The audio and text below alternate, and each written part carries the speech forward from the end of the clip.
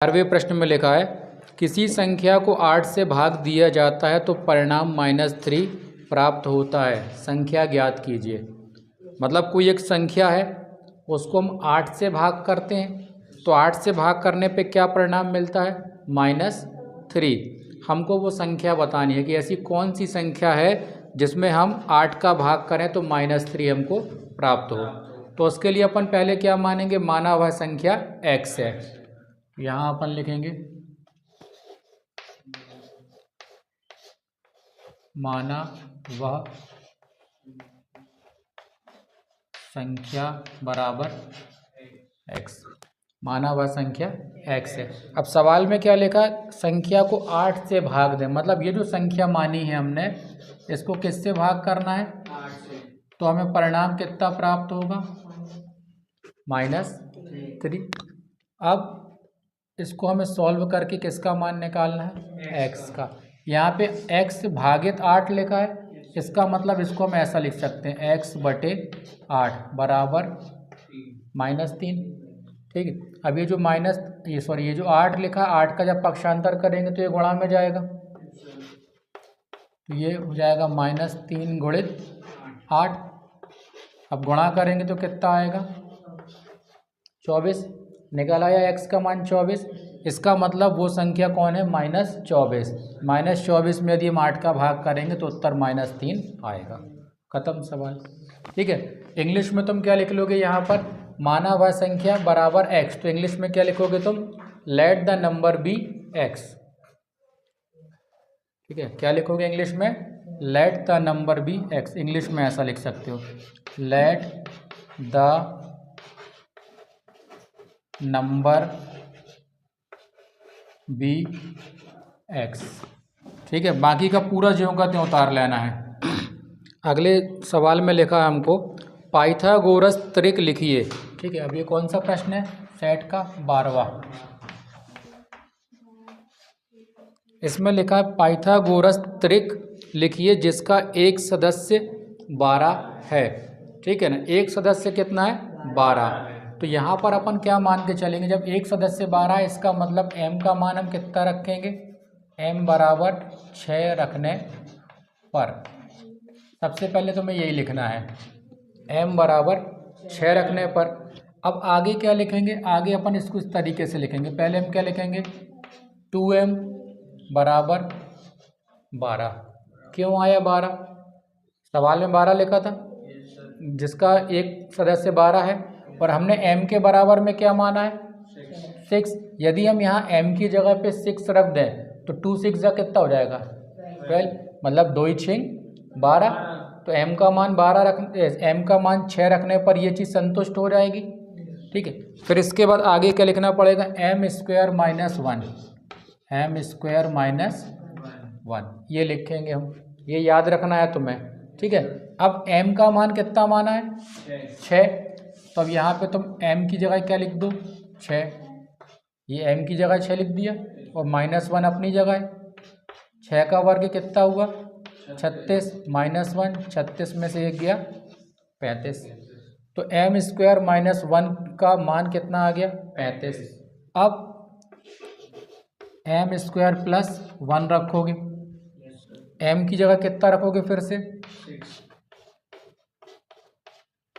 कितना हो गया? फिर 36 हो गया, 36 कितना आ गया? 37। ठीक है ना। तो 3 मान निकल आए, 12 35 और 37। तो उत्तर क्या लिख देंगे अपन?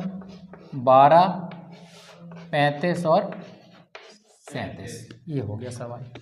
आया समझ में? ठीक। अगला प्रश्न समझो। इसके बाद इस प्रश्न में लिखा है एक आयत की लंबाई 7x है तथा चौड़ाई 2x + 1 है। आयत का क्षेत्रफल ज्ञात कीजिए। आयत मालूम है कैसा होता है? जैसा ही तुम्हारा बोर्ड है, आयत ऐसा ही होता है। आयत में लंबाई होती है और चौड़ाई होती है। यहीं मंडराएगा अभी पूरा टाइम,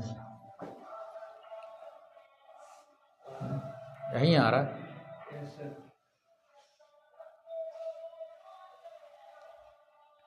चलो देखो। तो यहाँ पर अपन को आयत का क्षेत्रफल निकालना है। लंबाई कितनी लिखी है 7x, ये 7x हो गया। चौड़ाई कितनी है 2x प्लस 1, तो ये हमने चौड़ाई मान ली 2x प्लस 1। अब हमको बोला गया आयत का क्षेत्रफल। आयत का क्षेत्रफल का सूत्र क्या होता है, लंबाई गुणित चौड़ाई। तो यहाँ पर अपन सूत्र लगा लेंगे। ये प्रश्न कौन सा चल रहा है अपना 13वां, ठीक है। तो यहाँ पर अपन लिख लें, पहले अपन को जो दिया है सवाल में वो हम लिख लें। लंबाई कितनी लिखी है 7x, चौड़ाई कितनी लिखी है 2x प्लस 1। अब निकालना है आयत का क्षेत्रफल। इसको अलग कर दो अभी।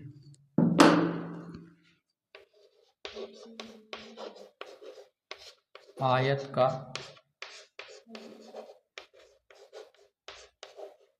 क्षेत्रफल, सूत्र क्या होता है, लंबाई गुणित चौड़ाई। ठीक है, आयत का क्षेत्रफल लंबाई गुणित चौड़ाई। अब लंबाई कितनी लिखी है सवाल में 7x, चौड़ाई लिखी है 2x प्लस 1। अब गुणा करो, 7x और 2x का गुणा करेंगे तो 7 दूनी 14, x 2 बार है तो x की पावर लगा दी हमने 2। अब 7x का गुणा 1 में करेंगे तो 7x एकम, ठीक। ये हमारा आंसर आ गया। बताओ, छोटे छोटे से सवाल हैं।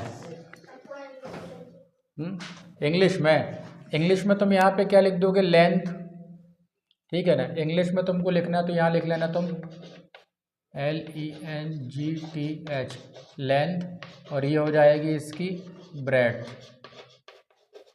ठीक है ना। ये लेंथ और ब्रेड। और यहाँ पे क्या लिखना है, आयत के क्षेत्रफल में एरिया ऑफ रेक्टेंगल, यहाँ क्या लिख दोगे, area of rectangle L into B, ठीक है ना।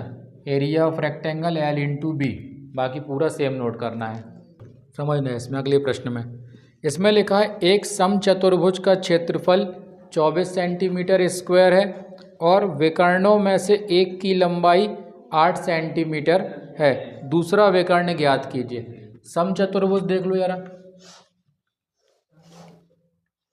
ये हमने एक बना लिया, ठीक है ना। थोड़ा सा इसको और यहाँ से कम कर दें। एक ये समचतुर्भुज हो गया, ठीक है ना। समचतुर्भुज में विकर्ण क्या कहलाते हैं, ये विकर्ण, इंग्लिश में इनको हम डायगोनल्स कहते हैं, ठीक है ना। अब सवाल में क्या लिखा, एक समचतुर्भुज का क्षेत्रफल 24 सेंटीमीटर स्क्वायर है, मतलब ये समचतुर्भुज का क्षेत्रफल हमको पहले से दिया है 24 सेंटीमीटर। फिर दोनों विकर्णों में से एक विकर्ण की लंबाई कितनी है 8, ठीक है ना। ये दो विकर्ण है अंदर, दो विकर्ण में से किसी एक विकर्ण की लंबाई हमको पता है वो 8 है, ठीक है। हमको बोला गया दूसरा विकर्ण ज्ञात कीजिए। अब इसमें क्या मानेंगे अपन, एक विकर्ण की लंबाई 8 है, उसको अपन मानेंगे D1, ठीक है। दूसरे विकर्ण की लंबाई को क्या मानेंगे D2, ठीक। और सूत्र होता है समचतुर्भुज का क्षेत्रफल 1/2 D1 गुणित D2। अब इसको सॉल्व करेंगे। देखो यहाँ पहले हम लिखें, माना एक विकर्ण की लंबाई कितनी मान लें इसको, D1 बराबर 8 सेंटीमीटर, ठीक है। तथा दूसरे विकर्ण की लंबाई, दूसरे विकर्ण की लंबाई को हम क्या मान लें D2। अब लंबाई इसकी दी तो है नहीं, वो हमको निकालनी है। अब इसमें हम लगाएंगे सूत्र किसका लगाएंगे, समचतुर्भुज के क्षेत्रफल का। तो यहाँ पर अपन लिखेंगे सूत्र में समचतुर्भुज का क्षेत्रफल। समचतुर्भुज का क्षेत्रफल कितना होता है? 1/2 D1 गुणित D2।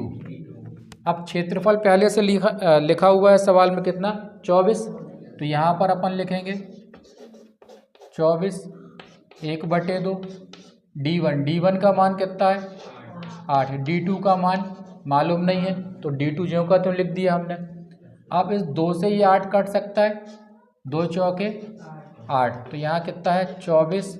यहाँ क्या बचा? 1 4 और यहाँ क्या बचा? D2। 4 एकम 4।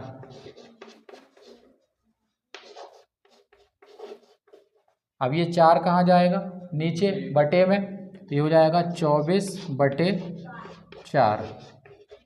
अब 24 में भाग कर देंगे तो कितना आ गया? 6। तो D2 का मान कितना आ गया? 6 सेंटीमीटर। समझ में आ गया? तो दूसरे विकर्ण की लंबाई निकल आई 6 सेंटीमीटर। ठीक।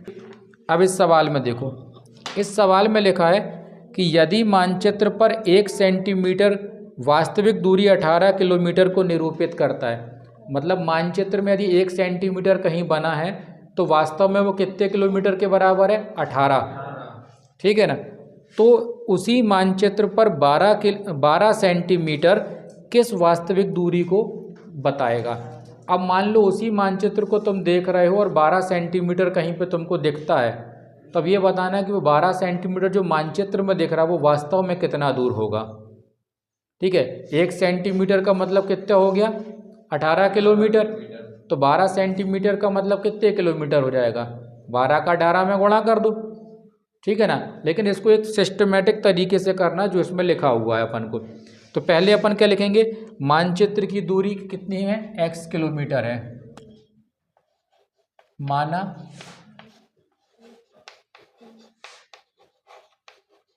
मानचित्र पर दूरी बराबर x सेंटीमीटर। सेकेंड लिखा है वास्तविक दूरी y किलोमीटर तथा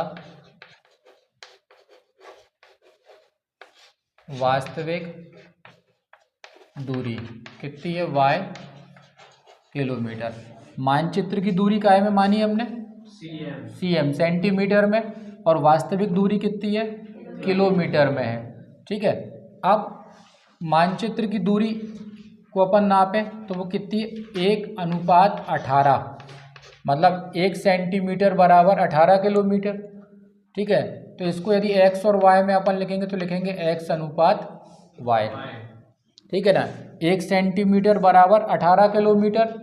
तो x किसको दर्शा रहा है? सेंटीमीटर को, मानचित्र की दूरी को। y किसको दर्शा रहा है? वास्तविक दूरी को। ठीक है। अब इसको हम ऐसा लिख सकते हैं, अनुपात का मतलब बटे में लिख सकते हैं।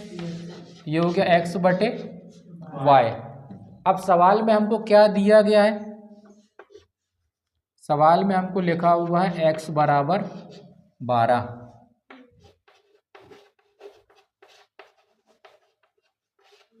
ये सवाल में दिया गया है पहले से। x का मान कितना?